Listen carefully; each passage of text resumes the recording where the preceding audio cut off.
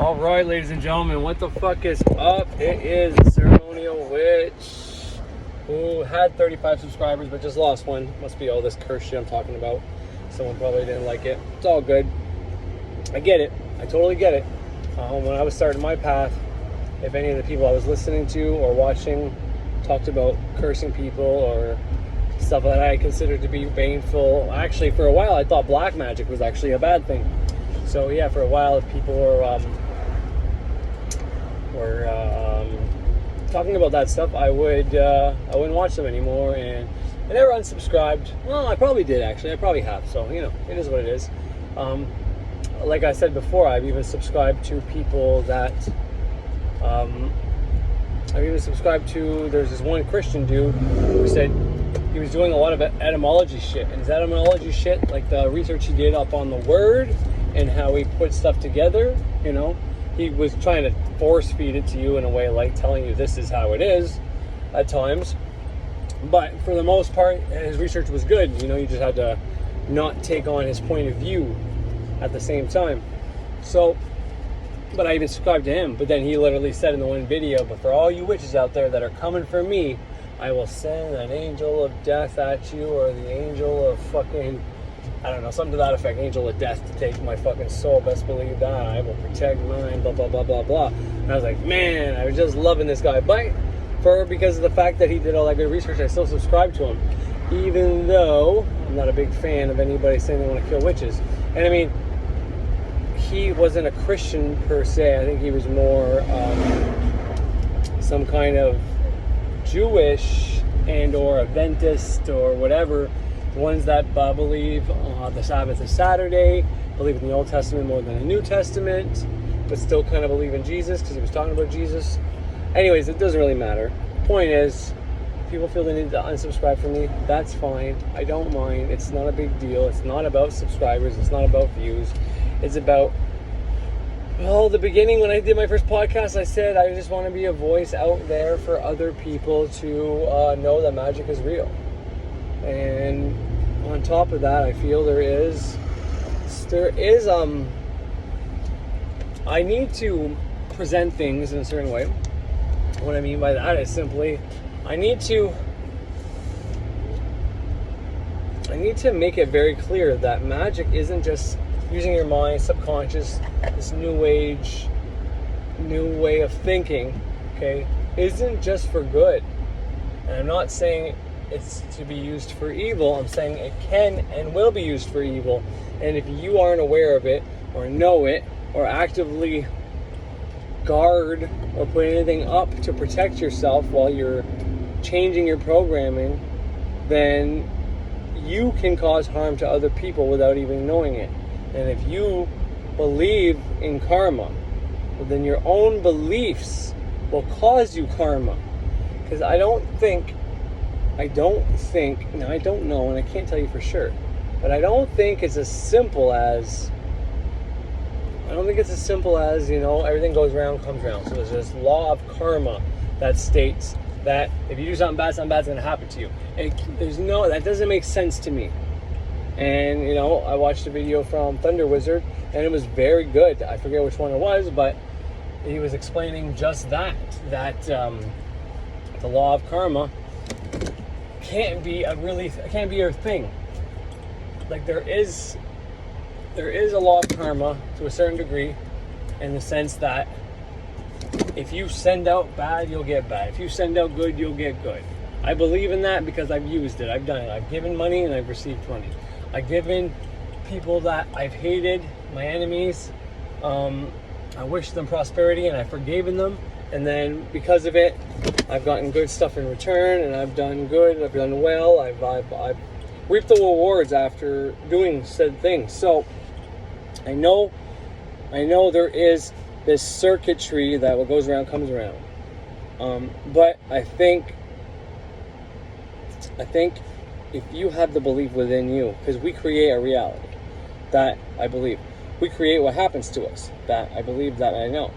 But if you've created a belief and reinforced it over and over again and said it was real over and over again and lived it and listened to people saying it's real over and over and over again, then you've created your own circumstance where this karma is real. Now, this is going to be a little complicated to understand, but maybe try to wrap your head around it with me, okay? What I'm saying here is that we can create whatever we want. And belief systems and the way life works is the same. It follows those same laws. Meaning, you can create this rule that if you do bad things by your own judgment, by your own, you dictate what's good and what's bad. You have this moral compass within you. And anytime you pass that bad line, whenever you cross over that bad line, then something bad has to happen to you.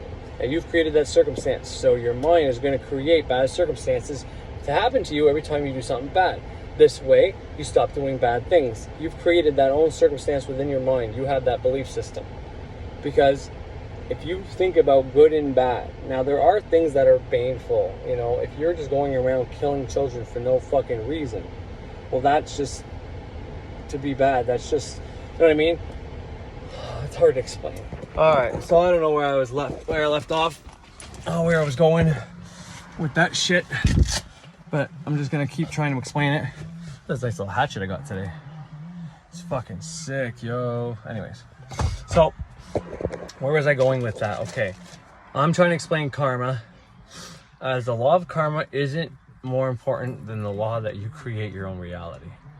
But the law that everything that you create, anything you put out, anything you do, anything you say, whether it's energetically or in the physical, or because I think you can think thoughts. I think Ralph Smart said if you're thinking about negative thoughts, thinking about all the ways the day can go wrong, then you're going to cause that to happen, and that's inaccurate. And I don't say that often. I don't ever like to say Ralph Smart's inaccurate, and maybe from his point of view it's accurate. Maybe he truly thinks that if you simply just think a bad thought, then that's going to manifest. But that's not accurate in as far as I know. Fuck, I don't know what's happened there. I was trying to find my lighter. As far as I can tell, that's not accurate. You can have negative thoughts and not act on them. Can you have negative thoughts and put emotion to it and they don't manifest? Well, that's when it starts getting more complicated. And then if you add action into that, if you put forth action such as ritual, such as assidual, such as going out there and going to the guy who's trying to get your wife to sleep with him's house and try to get him to fight you, and he won't come out, and you start screaming and fucking putting all that hate emotion into these words and thoughts and all that you have, then yeah, you're gonna create a thought form that's gonna fucking make him not want to leave his house and be scared to go out every time because he thinks you're gonna run into him. He's gonna think that you decide to hide down the road, and really it's gonna be a thought form that you created and he created, because at the same time as you're creating a thought form that you're gonna kill this motherfucker the next time he steps out of his house, he created a thought form with using the fear emotion into the thoughts that you are not gonna give this up, that you are not gonna stop until he is dead or fights you. So therefore, yeah, that's how these negative emotions, the negative thoughts can fuck with you. But if you simply just have a negative thought, because I said a long time ago, there's an old stoic practice that you do, and it's a negative meditation. Whereas the point of the meditation is to, when you wake up, you think of all the fucking ways your day can go shitty. And then from there, you think of all the resolutions that can happen. So it's not just thinking of negative thoughts and then just hoping they don't happen. You're thinking of negative thoughts and then you're giving it resolutions. And this way, if these things manifest throughout your day or happen, then you already have the resolutions and you don't have to worry about it. And that's a Stoic thing, and coming from Marcus Aurelius, or I don't know how to pronounce his last name, so my bad. But a few of Ralph's videos, he actually quotes Marcus, the Emperor of Rome. But the point is, you can have a negative thought and not act on it. But that's the point of banish, reject, deny. If you get negative thoughts happening often to you, what you need to do is, I reject that thought. And you can leave it at that, or you can do the extra step that I do is, and I accept that the opposite is going to play out. Now don't say that, but state the opposite happening. So I reject the thought that Corey LeBlanc is going to kick my ass, and I accept that I'm never going to talk to his wife again, so he'll get over it and he won't kick my ass. I will be harm-free, so what it be. Obviously, don't use the won'ts in any negative speech, because subconscious mind doesn't understand that. But at that level, you're just basically, well, anyways, I won't get into that. Point is, negative thoughts by themselves can't manifest. If you add the energy and motion, the emotion into it, then they have a better chance. And that's, to me, how you start and accidentally maybe create thought forms. But you also need some kind of action in there as well, meaning you visualize yourself going there, kicking his ass, you do a ritual, something to that. Anyway, so that's not the diss Ralph, because I love Ralph. Ralph's awesome. I watch his newest episode every single day when they come out. Now, when all this happened last week, exactly a week from today, I was not watching anything on YouTube, not doing anything, just kind of soaking and cursing that motherfucker. And when I say cursing, I mean in my mind, mentally cursing him. See, if whoever dropped me as a subscriber dropped me because they think I'm physically cursing him, well, no. See, there's a difference between cursing someone. See, to me, hexing somebody is the act of doing it on purpose. Now, if you really look up the word hex is just the hexagram. It comes from Saturn. It's the reason the Jews wear the black cube on their head. Black is for Saturn. Hexagram is for the fucking cube that's got the two, you know, a cube has 2 squares on top and 4 on the side. That's all it is. So the hexagram comes from Saturn, and that slowly, just like how hoodoo was a practice, and you used to make a hoodoo doll, it would be yourself, and you would put it on your altar, and you would make this doll get thinner, maybe. You would make it get richer. You would make it get stronger. You make it better looking, whatever the case is. You would do that for yourself. That was sympathetic magic, and whatever you did to that doll happened to you. That's a hoodoo practice, as far as I can remember, and it might even be something else, but I think it's hoodoo. Anyways, well then Hollywood takes that and perverts it and turns it into voodoo, and voodoo is cursing your enemy. So same concept, which you can do either way it works. If it works the one way, it works the other way. That's how this shit works. Meaning, if you can cause something to happen to you, right, it's easier to affect yourself, no question. So cursing other people is hard. Cursing yourself is easy. We curse ourselves all the time. And that brings me back to what I was talking about, karma. The law of karma is the law of karma, because if you say, oh, I think my bitch is dying. Anyways, if you say you're never going to be rich, you're never going to lose weight, you're always going to be fat, you're always going to be lonely, you're never going to quit doing dope, well then you are putting into manifestation what you're saying. You know what I mean? You can say it's law of karma, it's bullshit, I never fucking fucked anybody over, whatever, it's a shitty life. Well, it's not that. It's just because you said you just had a shitty life, so you're gonna have a shitty life. But that's what I mean by cursing. I never cursed him per se. I wanted to hex him. I wanted to send him some shit. And then I didn't even do that much. I ended up fucking making a fucking thought form to fucking fuck with him. And that thought form is to fuck him until he learns his lesson. Once he learns his lesson, this is not the thought form's job. The thought form has to return to me. So I was worried that because it's a thought form with a negative intent or a maleficent intent, that it might return to me and affect me maleficently. I don't think that's how it works, because thinking the thought form is completely different, and I decide when. So if I start noticing, oh shit, my thought form's here, it's fucking with me, I have the kill code, I can kill anytime. I create the programming for a thought form, so I can do whatever I want with this thought form. But I also had it, the thought form's job is to all the cursing energy I sent him, not intentionally, just because I was upset and putting a lot of emotion, a lot of visualization, and all that into how much I hated this fucker for trying to hit on my fucking wife when he knew she was married.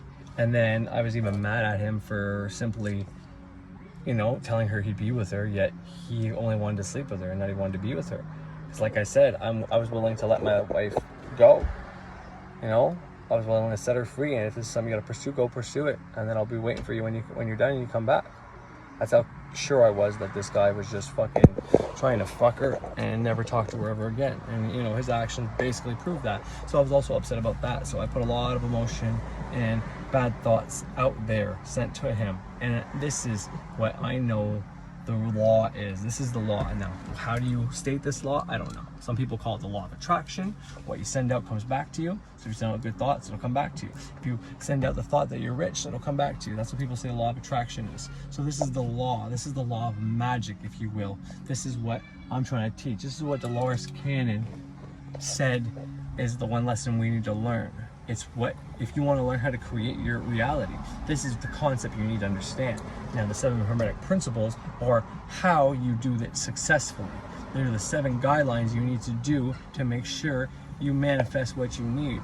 But basically, if you take a thought of you becoming wealthy, and then you put the emotion of how it would feel to be wealthy, if you get that combination correct, and then you use ritual, a sigil, candle magic, whatever, make a thought form, whatever one of those actions. So you got the fucking air, the fire, and the water, and it will manifest them to the earthly plane. That is magic in a fucking nutshell. It's also the combination that people don't realize they're doing.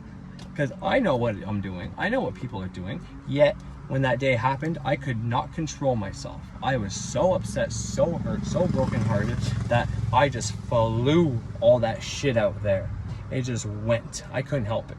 So, being a responsible person, I didn't care if it fucked him up. I wanted to fuck him up. But I don't want it to come back to me and infect anybody in my house. So my secondary job of my thought form is before that comes back, you fuck him up, you scare him, you do whatever it needs to be done to make sure he never does this to another man's wife.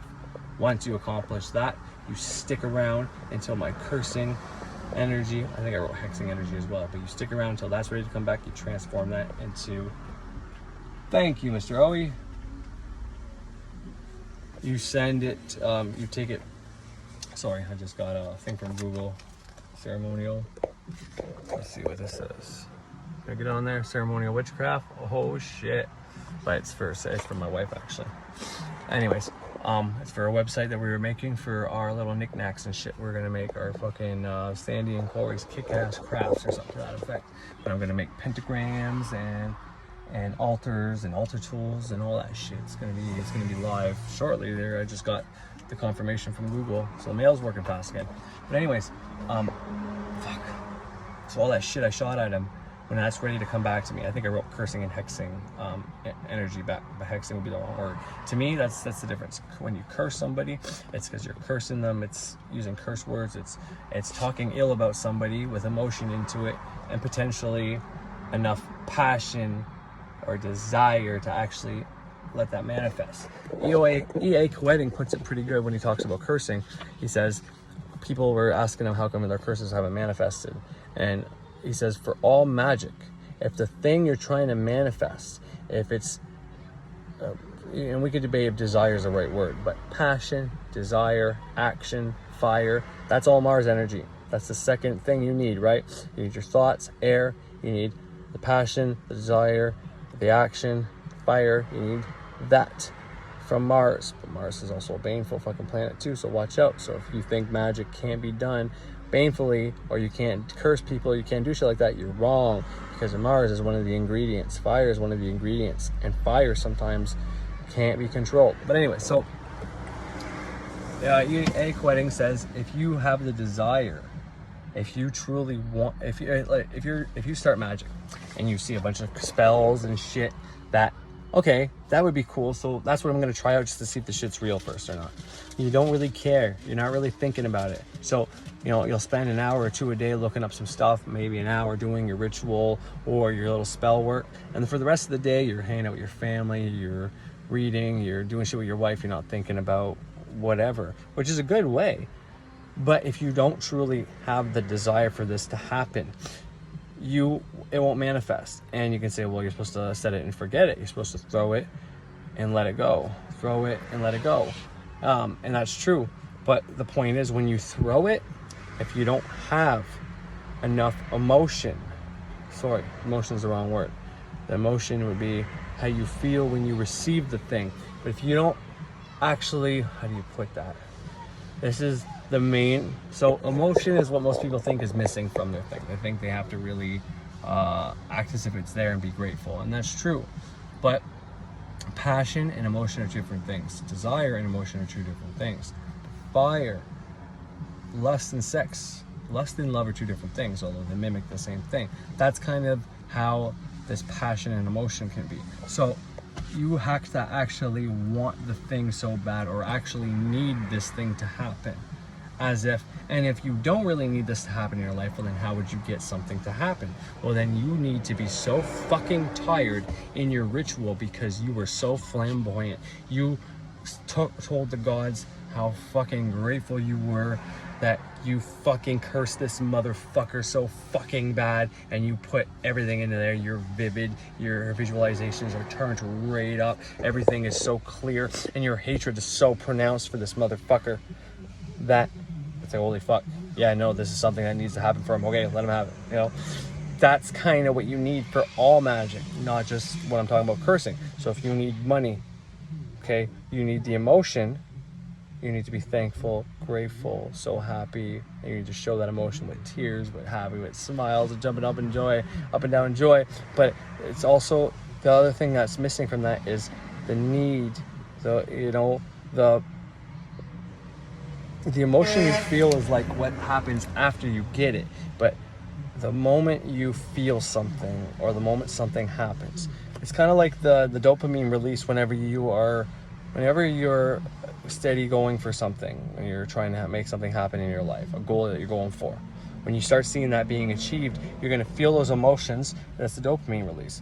But the action you're putting towards that makes you feel a type of way, and it's not quite an emotion. I'm having trouble explaining this. Now I know a great video where Frederick Xavier explains this so perfectly, and it's I can't remember which one, but if I think of it, I'll put it after this and I'll let him explain it to you a little bit better, a little small clip from it. But if you don't have that desire for this thing to happen, if you can't show the gods that this thing is one of the most important things to you, it's all you think about during your ritual, and you're putting all your thoughts into that, because if you're doing your ritual and you're kind of half thinking about someone, thinking about you in the next room, hearing something, whatever, then yeah, you don't have enough desire there. You're not using that male Mars energy in the right way to impress the female mind. That's the earth. You gotta think about it that way. If you want something to manifest into the earthly realm, you gotta use the mental, your thoughts, added with your fire, your desire, and your emotions, and that combination will bring it into the earthly plane.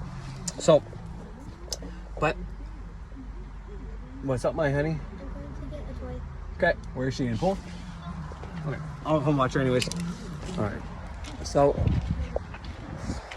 but the point of all this is to say is that is a combination that creates a reality. That is how all this shit works for any kind of manifestation, any kind of anything. So when you're a kid and you're at Bible school, a regular school, and you're learning shit, and they're inputting all this Bible, Satan is real and God is real, and the commandments are what you got to go by, and if you do bad things happen to you, and ultimately if you don't ask for forgiveness you go to hell. Well, if that gets put in your head hard enough, it's not, those beliefs that are put in your head aren't what karma or the law of karma is, or why you receive those bad things after you do those bad things. Just because someone told you that bad things happen after you do bad things that's not why those bad things will happen to you. The reason those things will happen to you is because your mind can create anything. Therefore, what your mind did is your mind created a software. Let's go with that route, okay? Your mind's the operating system. It created an app, some software that says, okay, when I do good, I'll get more good things. When I do bad, I'll get more bad things. And now you are fucked. Once that got reinforced and it's in you, you are fucked. And that's one of the hardest things to get rid of. And this is why the depolarization training is the best, because honestly, did I get rid of that fucking programming? Probably not. I've tried. Probably not. But the way to sidestep it is to be depolarized. Because when you're depolarized, what's good and what's bad is no longer the guidelines. So all this depends on your inner compass. So you created an app and software that says when you do good, you get good things. When you do bad, you get bad things. But it's based on your inner compass. For the good and the bad things to manifest.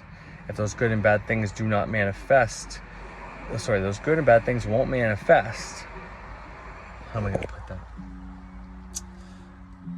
For you to do something good, it has to be according to your moral compass. So if the line is, okay, doing bad things, I'm allowed to think about another man's wife, but I can't cheat on my wife.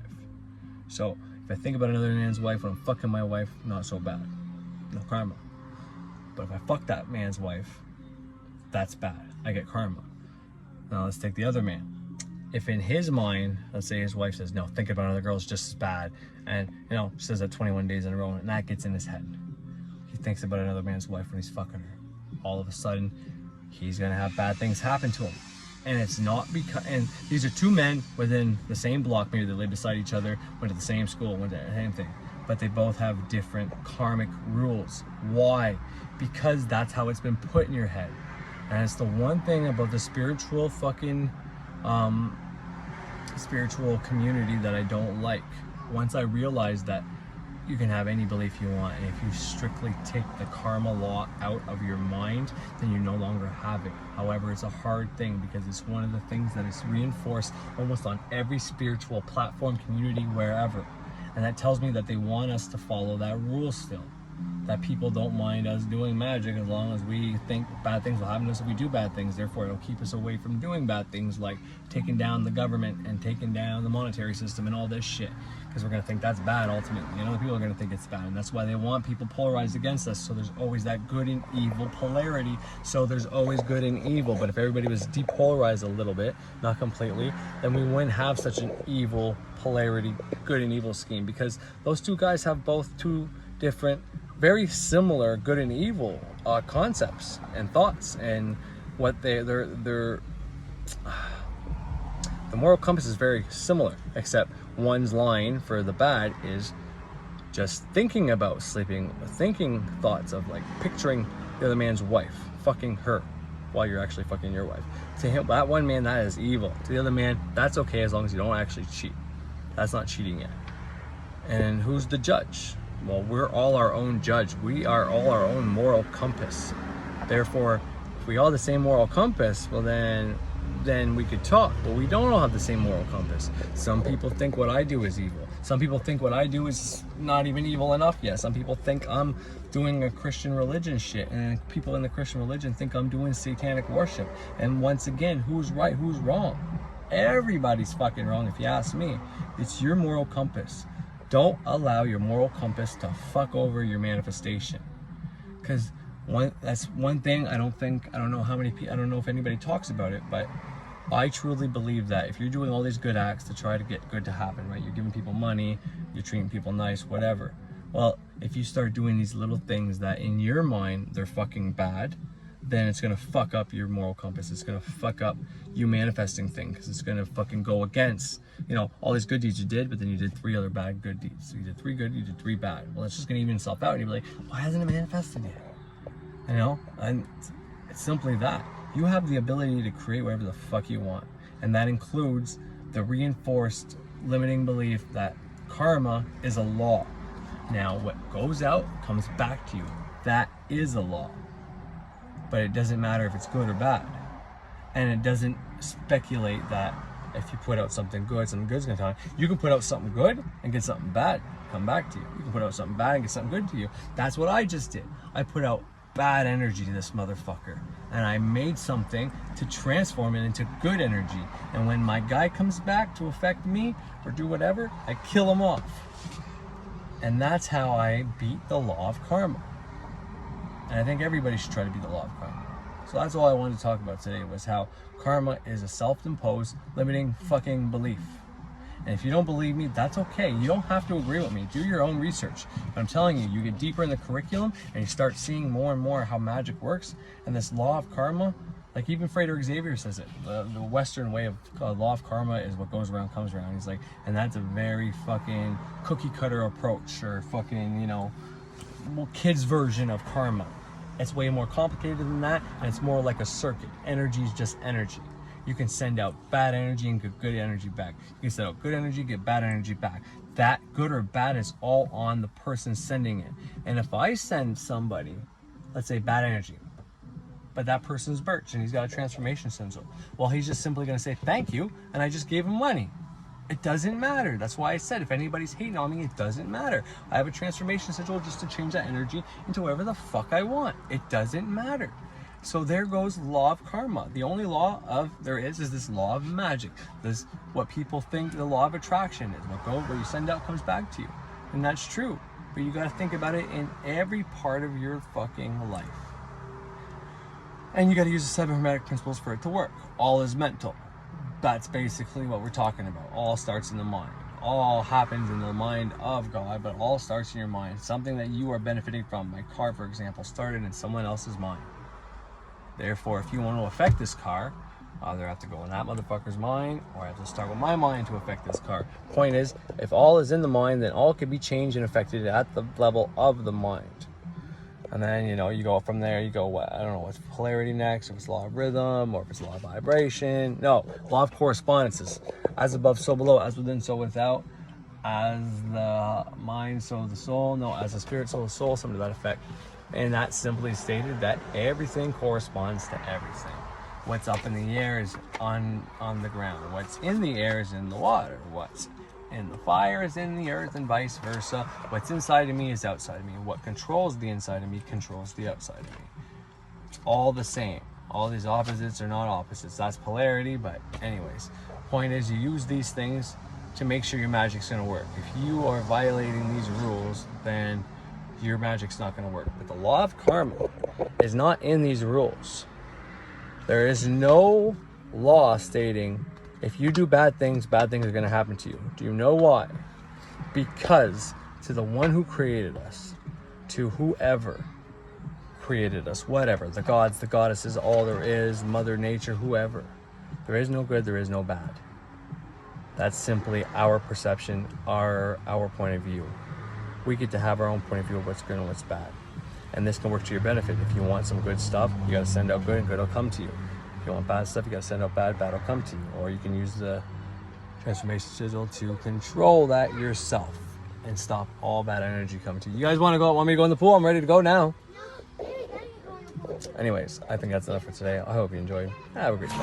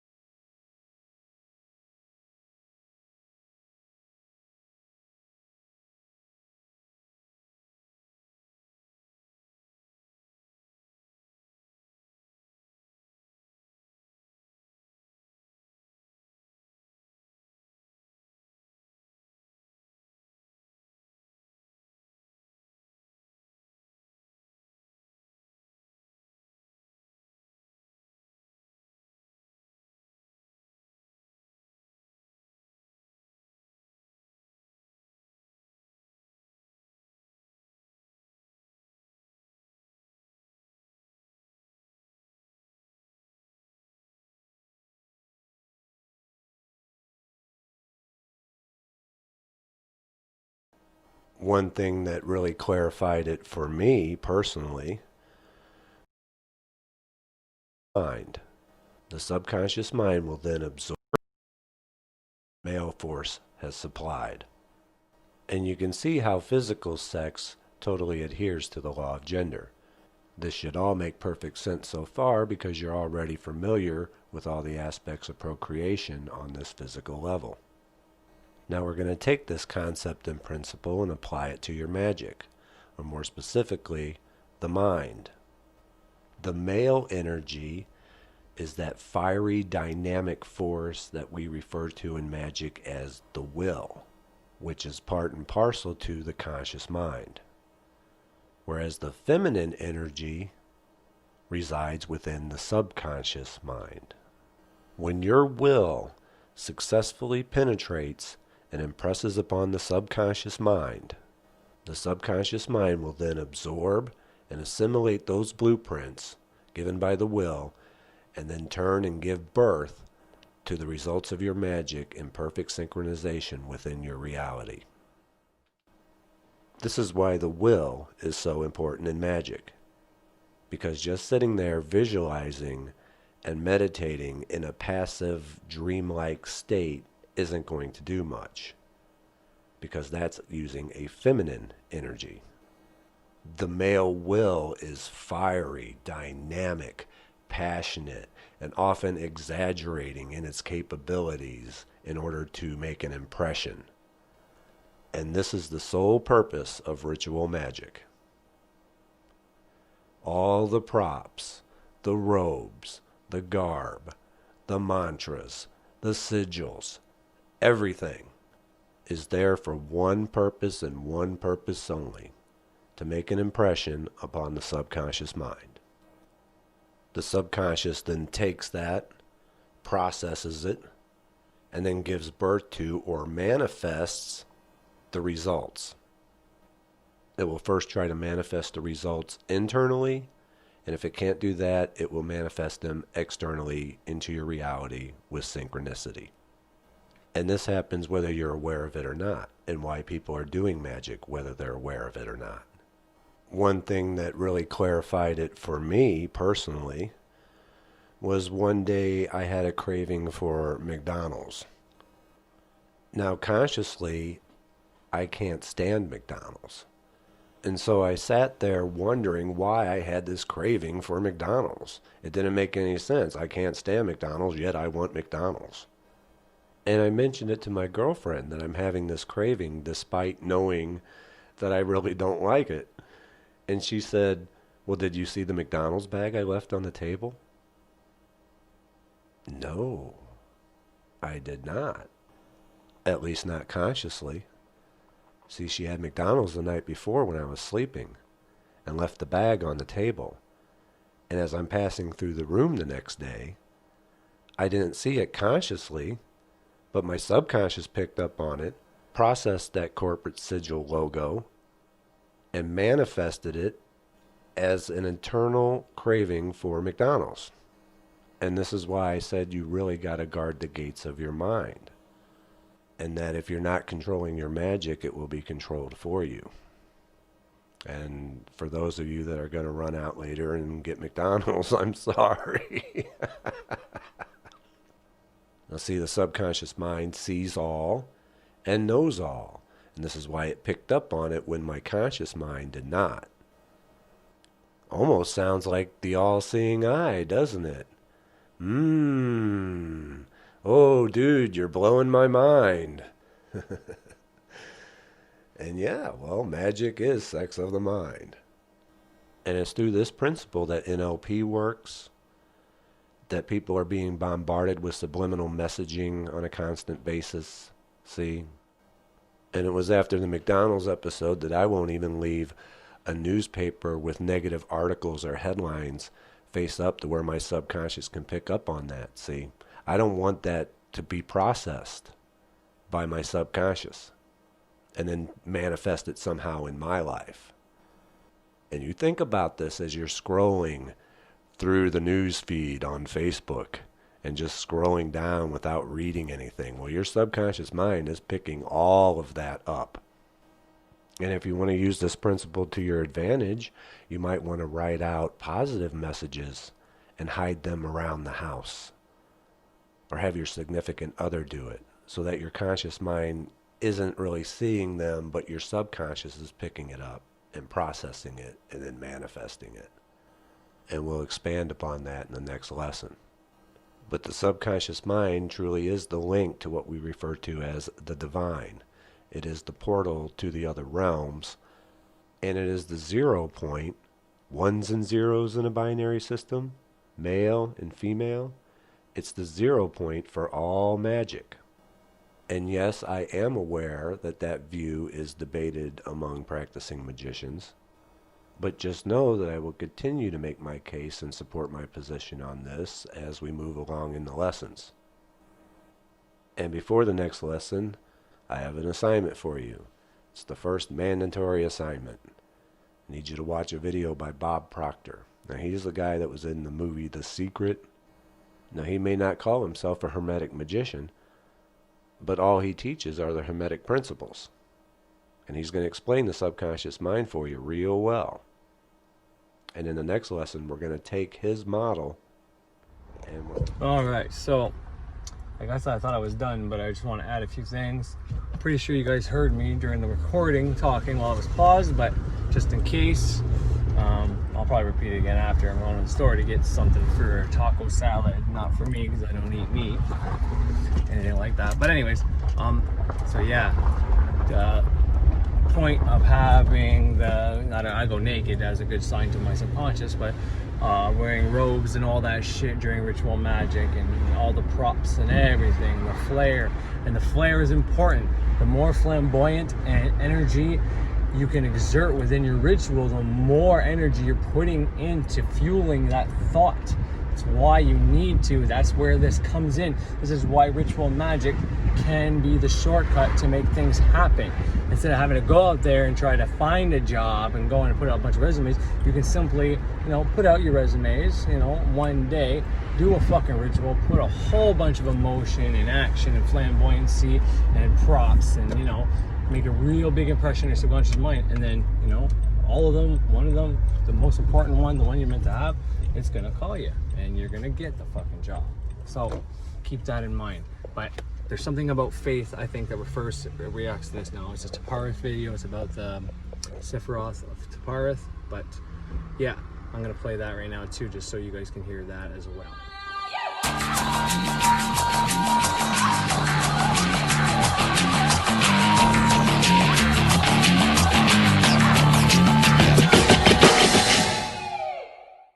Okay, so things have been quite busy for me lately, and I only see them getting more so over the next month.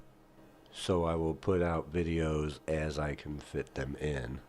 I have given quite a bit of information already for you to practice if you so choose. However, I do need to give this final component on how to manifest your magic, which is one of, if not the most important component.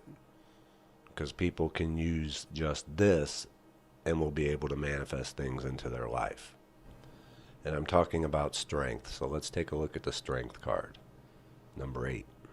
Just as in the magician card, we see that she has the infinity symbol over her head, representing the influence of the divine with which she is able to subdue the mighty lion. On the tree of life, the path of strength connects the Sephiroths of Hest and Gabora, or the spheres of Jupiter and Mars.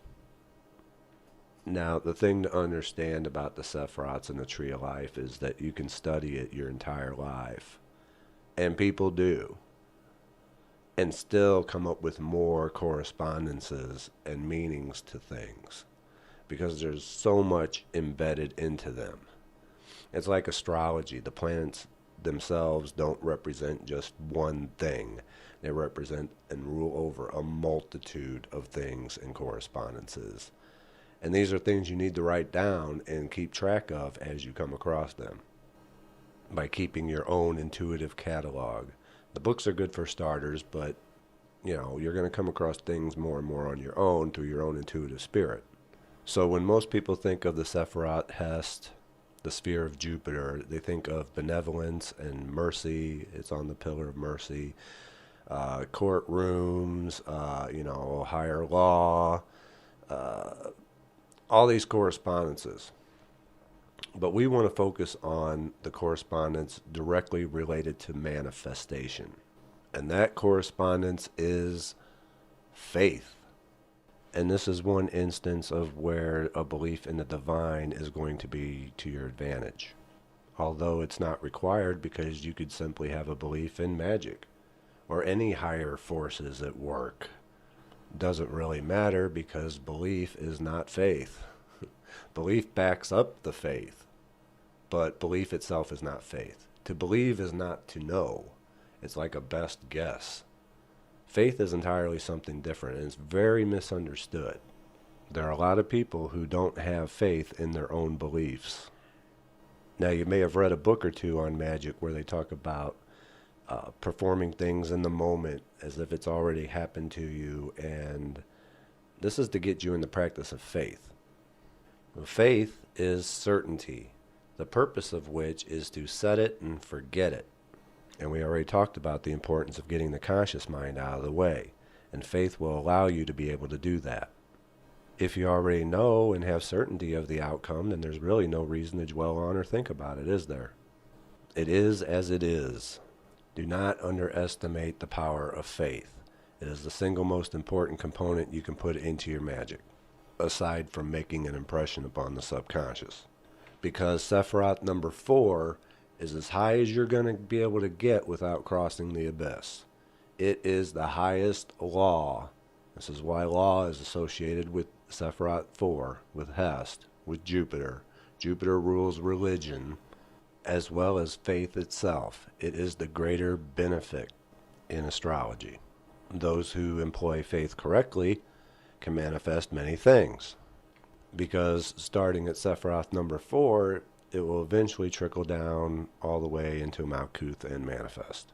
They can start with an idea in Kether, a need for something. They'll pray for that need, which is directing their will to the subconscious.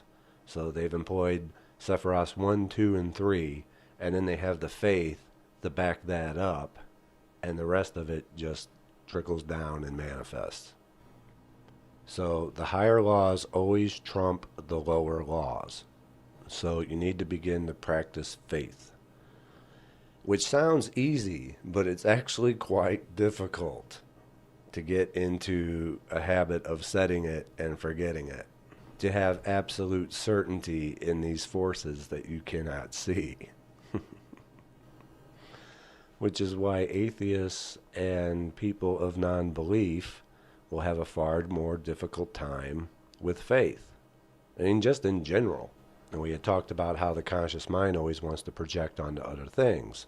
Those with belief are able to do just that, to allow for the doors of faith to be opened.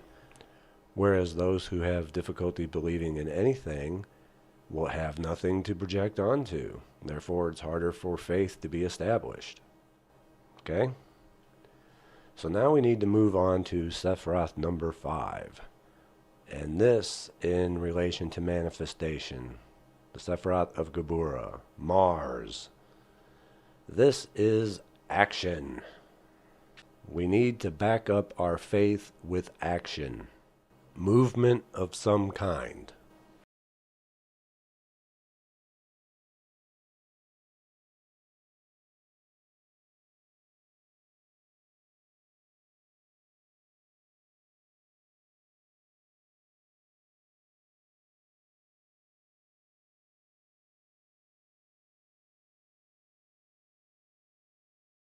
Now, previously, when we talked about how the books say you have to actually leave the house to go out and get the opportunities to manifest your magic, that you're not going to be able to just manifest something in your yard. And I said that that was BS, because I have manifested things in my yard. Well, it all depends on how successfully you employ the higher laws. Sephiroths 1 through 4 trump number 5. So it depends on how strong your faith is. It depends on how successfully you've made your impression upon the subconscious mind. as to whether you can get that to happen. The shortest distance between 2 points is a straight line. If you just stay at home, well, you've cut a lot of your access points out. It'd be like the difference of shopping for something online and having to wait for it to be shipped to you, as opposed to just going to the store and picking it up.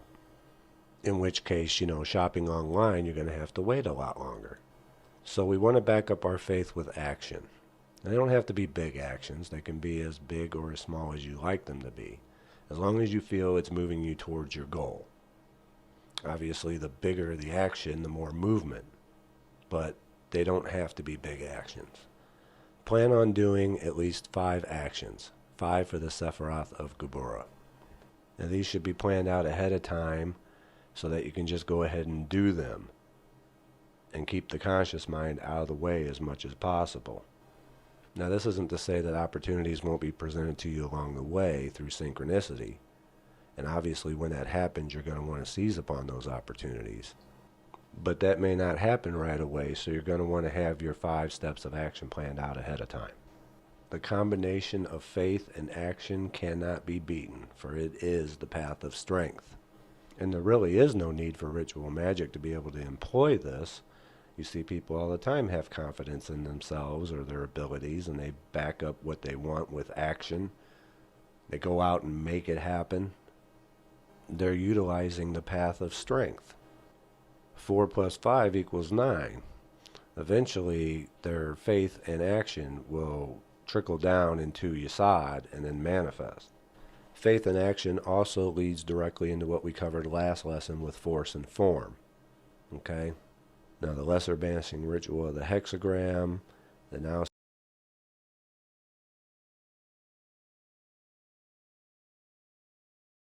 of the keyword LVX. Well, here's your X, and you can see how they cross Taparith into Netzach and Hod. And Taparith is almost an entire video in of itself, but to try to simplify it real quick, it's your higher ideas, your higher self, it's what you have in your heart. So you want to make sure that everything coincides and complements the desires of your heart. Now, this X, it really isn't like a straight across X. It's more like this. It's more like 2 sideways V's. Now, just looking at the colors will tell you this. Okay? Blue of Hest and the yellow of Taparith equal the green of Netzach. And on the other side, the red of Geburah and the yellow of Taparith equal the orange of Hod.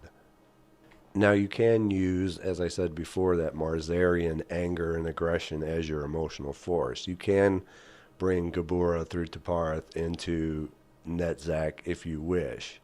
But I'm always reminded of Ghostbusters, don't cross the streams. Because more of the same is going to be returned to you if you do that. More anger and aggression. It's going to be accompanied with something. And I told you that sometimes it's just not worth it. You're this close to sending your idea out into the world. Create something. Now, you may be wondering why, if everything has to start at the top of the tree and work its way down into Malkuth, why faith and action, part of X, would be last in LVX. The answer being it is and it is not at the same time. Because just doing a ritual in of itself is a step of action, and you have to have at least a little bit of faith in it. Otherwise, why are you doing it in the first place? It wouldn't make any sense. But it's placed last because it has to be an ongoing thing. You have to have more steps of action included, and your faith has to be ongoing. You have to set it and forget it, and keep that continuing certainty. They start higher up in the tree, they take a little bit longer to get to the bottom. You just got to keep it going. So to quickly recap before I go here, we want to impress our will upon the subconscious mind. We want to have faith. We want to back that up with action. We want to make sure it coincides with our true higher ideals and what's in our heart. And then we want to focus our force and our form so that our magic can manifest in Malkuth, in the kingdom, in the physical world. I hope you found this lesson helpful and insightful. Alright, so just to finish up here real quick, so I was wrong, it's not Parth, it's S that Jupiter is of. Sorry, I got them mixed up. I don't do path working all that much. I studied it so I can understand it and know how to, because to me, path working is a longer explanation for, not necessarily, but it's like using planetary energies to explain how to manifest things, how your body works, how you can bring stuff into the kingdom, basically. But you can use the Hermetic principles as well, kind of like the chakra system versus the tree of life, I guess, in a, another cookie cutter vague way. But when he said about Taparith being your heart's desire has to match what you want for your manifestation, that's what I was trying to get at with the E.A. Coetting part, and then why I ended up saying that I needed Frederick Xavier to explain it, and I put him on here to explain it to you. But basically, for things to go to Taparith and to trickle down into Gabora, or however he stated that, if your heart's desire doesn't match with what you're trying to do, so right now, for me to, and I'm going to use the curse again, I know people don't like me talking about curses and shit like that, but whatever, it's a great example. So my heart's desire, if in my heart I don't have enough anger, negativity, hate, and malice for this guy, let's say I truly believe in people and love people, and then my shit's not going to work. I can feel my thought form all I want, but it's really not going to do what it's told. It may go there, but it won't. I'm not gonna have enough energy, enough power. Things are it might not even take off. I don't know what will happen. So that's why during my ritual I have to prove how much I did hate this person to get this to match. So to make my heart desire that way, at least at that moment, basically. So, and then you let it go. Complete faith. So faith is a little bit different than the Tapara thing I was talking about, but basically in your heart's desire, if you're saying you want to manifest money, you want to manifest money, you want to manifest money, but in your heart there's something else going on. It's really not about manifesting money. Maybe it's about you hate your job right now and you want time at home to think about your passion. Well, then you might have trouble manifesting money, because the thing you should be manifesting first is what's deep down in your heart's desire. That should be the first thing you should be taking care of. So anyways, I hope that's inclusive. I hope that helps. And yeah, I hope you enjoyed and have a great fucking day.